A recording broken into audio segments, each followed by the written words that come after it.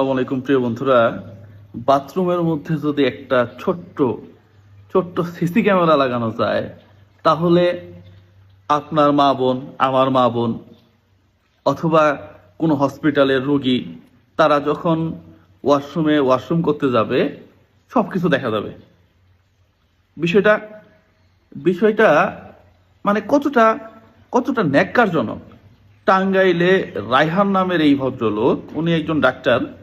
উনি করছে কি, ওই বাথরুমের মধ্যে ক্যামেরা লাগাই দিছে, ওই যে ছোট ক্যামেরাগুলা কলমের মতো, এবং যে যা করে তা দেখে।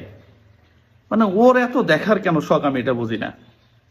ফাইনালি একজন ইন্টার্নি ডক্টর, সে দেখতে পারছে, আন্দোলন করছে, সাধারণ মানুষ গিয়ে গণধোলাই দিছে। ওরে তো ঝোলানো উচিত, ওর ওই জায়গাগুলা কেটে দেওয়া উচিত।